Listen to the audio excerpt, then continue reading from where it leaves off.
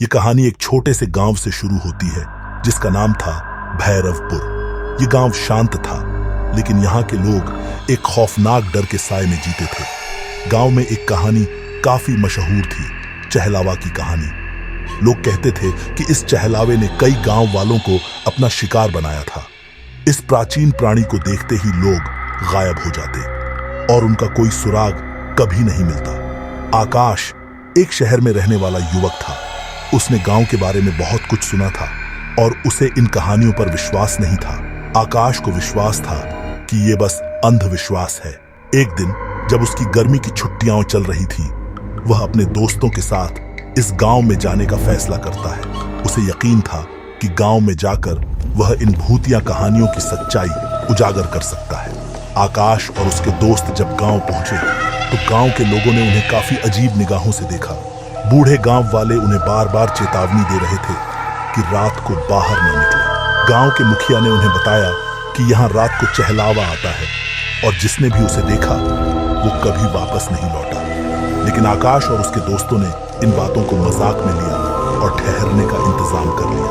पहली रात को आकाश और उसके दोस्त गांव के किनारे बसे एक पुराने हवेली में ठहरे। उन्होंने मजे से रात का खाना खाया और फिर बाहर का जायजा लेने निकल पड़े। गांव में हर जगह सन्नाटा पसरा था। तभी अचानक उन्हें दूर से किसी के रोने की आवाज सुनाई दी। वे आवाज का पीछा करने लगे, लेकिन जैसे ही वे पास पहुंचे, आवाज गायब हो गई।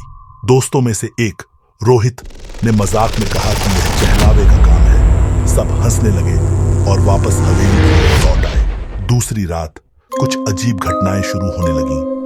हवेली के दरवाजे खुद ब खुद खुलने लगे और घर के भीतर की चीजें इधर उधर होने लगी। इस बार आकाश ने सोचा कि शायद यह सब उनकी कल्पना का हिस्सा है, लेकिन तीसरी रात की घटना ने सब कुछ बदल दिया। उस रात अचानक तेज हवाएं चलने लगीं और दरवाजे जोर से पटकने लगे। फिर आकाश की नजर बाहर पड़ी और उसे गांव के बीचों बीच एक काली परछाई दिखी। वह परछाई हवा में तैर रही थी। तभी उसे एहसास हुआ यह चहलावा था। वह परछाई धीरे धीरे उनकी हवेली की ओर बढ़ रही थी। दोस्तों ने भागने की कोशिश की, लेकिन दरवाजे बंद हो चुके थे। गांव के मुखिया ने आकाश को अगले दिन बुलाया और उसे बताया कि चहलावा असल में एक प्राचीन आत्मा है जो गांव के पुराने इतिहास से जुड़ी है। कई साल पहले गांव में एक निर्दोष लड़की की बलि दी गई थी और उसकी आत्मा अब चहलावा बन चुकी है।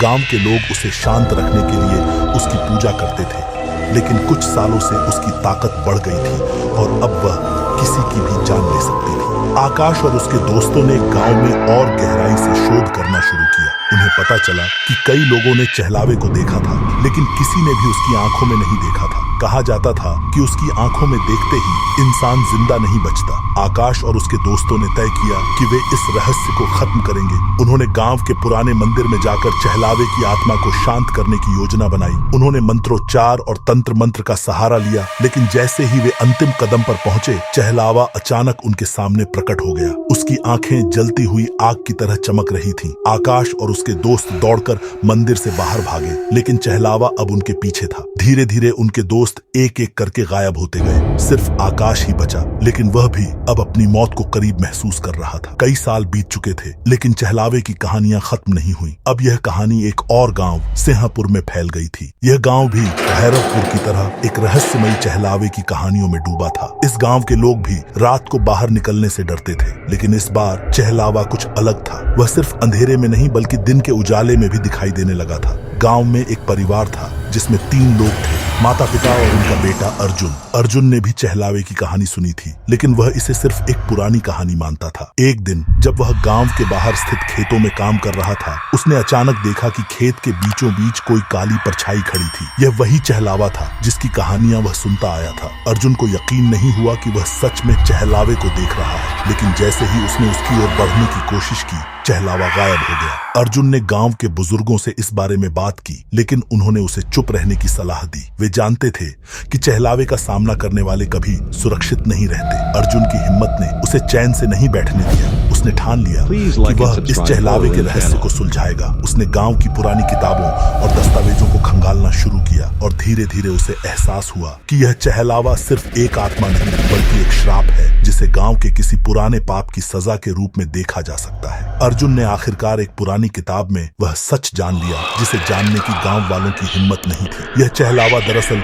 गांव के ही पूर्वजों की शापित आत्माओं का समूह था जो अपने साथ किए गए अन्याय का बदला लेने के लिए वापस आई थी। जब तक गांव के लोग उस पाप की सजा नहीं भुगतते, ये आत्माएं उन्हें चैन से नहीं जीने देंगी। अर्जुन ने गांव के मुखिया और बाकी लोगों को एकजुट किया। उन्होंने एक विशेष यज्ञ करने का निर्णय लिया जिससे शापित आत्माओं को मुक्ति मिले और चहलावा हमेशा के लिए खत्म हो जाए। लेकिन यज्ञ के दौरान चहलावे का अंतिम प्रहार हुआ। पूरे गांव ने उसे देखा और इस बार उसकी ताकत पहले से कहीं ज्यादा थी। अर्जुन और गांव के लोग डर के बावजूद डटे रहे। यज्ञ पूरा होते ही चहलावे ने एक भयंकर चीख मारी और फिर वह हवा में घुल गया। गांव के लोग राहत की सांस ले रहे थे, लेकिन अर्जुन जानता था कि यह कहानी यहीं खत्म नहीं होगी। चहलावा एक बार फिर लौट सकता है अगर गांव के लोग फिर से अपने रास्ते से भटक गए।